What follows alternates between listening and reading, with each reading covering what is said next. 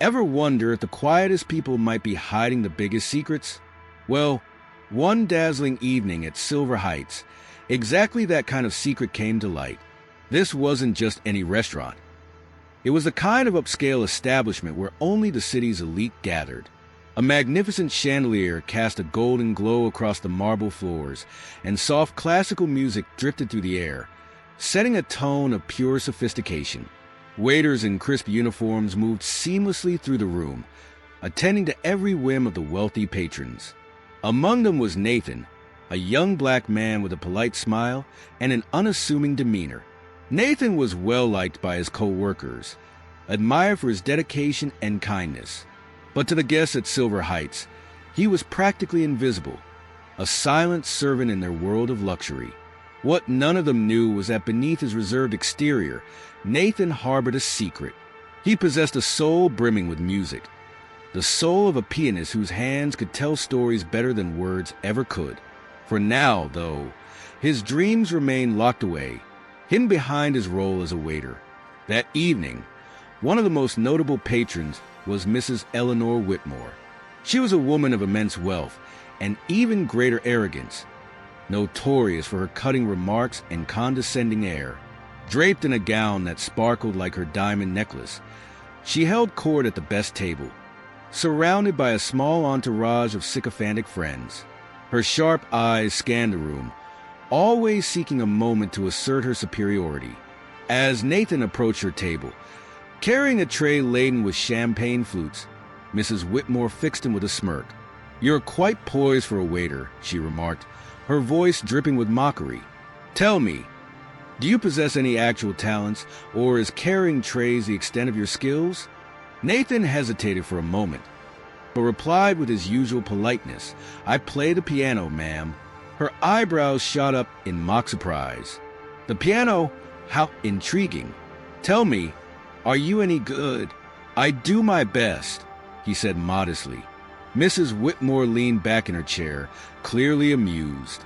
Well, there's a grand piano right over there," she said, gesturing toward the gleaming instrument in the corner of the room. "Why don't you entertain us? Show us what you've got." A hush fell over the restaurant. All eyes turned to Nathan. Some of the patrons exchanged skeptical glances, while others smirked, eager to see what spectacle would unfold. Nathan felt his chest tighten. He hadn't played in front of an audience in years, and now he was being put on the spot in a room full of strangers, many of whom clearly expected him to fail. For a moment, he considered declining, but something deep inside him refused to back down. This was more than just a challenge. It was a chance to prove himself. Taking a deep breath, he nodded and walked toward the piano. The room was so quiet you could hear a pin drop. The sound of his footsteps seemed to echo as he moved. Nathan sat down at the piano, his fingers hovering over the keys. Memories of his late mother flooded his mind. She was the one who had taught him to play, who had believed in his talent when no one else did. Closing his eyes, he let the weight of the moment fade away. Then, he began to play. The first notes were soft, almost tentative, but they carried an emotional depth that immediately captivated the room. The melody was hauntingly beautiful, a delicate blend of sorrow and hope. As Nathan's confidence grew, the music transformed into a powerful, sweeping symphony. His fingers danced across the keys with a mastery that seemed effortless, each note resonating with raw emotion. The patrons sat in stunned silence. Their previous skepticism was completely replaced by awe. Some closed their eyes, letting the music wash over them, while others leaned forward, utterly transfixed. Even Mrs. Whitmore, who had initiated this whole scene intending to mock him, was visibly moved. Her smug expression had completely vanished, replaced by one of genuine astonishment. The music told a story of struggle, perseverance, and triumph. It spoke to something universal, something that transcended class, race, and background. By the time Nathan played the final, lingering note, the room was completely still. For a heartbeat, there was only silence. Then, as if on cue, the entire restaurant erupted into applause. Nathan stood and bowed, his heart pounding.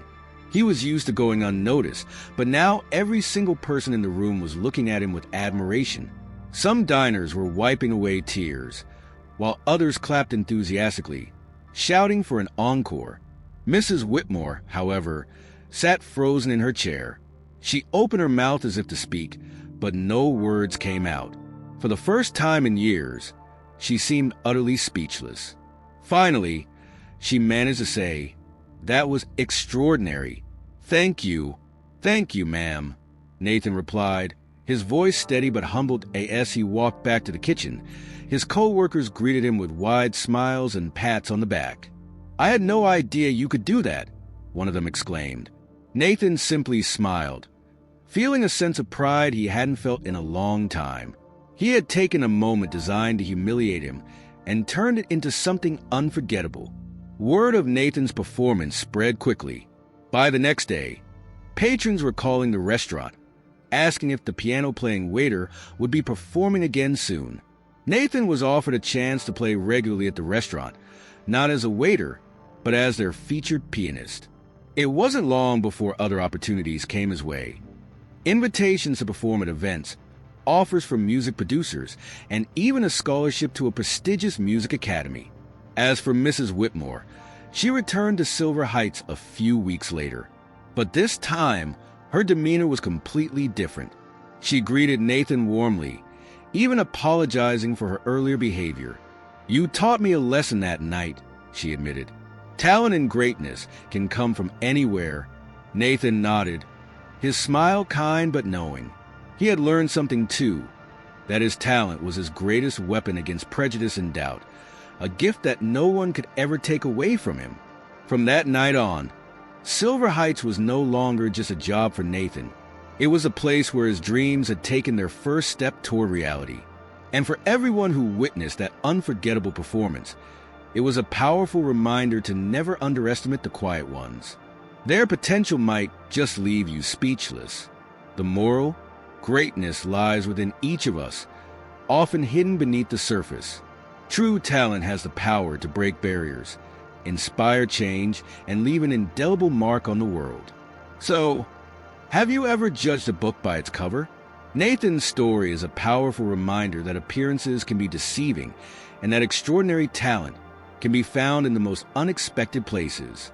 If you were as moved and inspired by Nathan's journey as we were sharing it, then hit that subscribe button. Join our community for more incredible stories that celebrate the hidden potential within us all.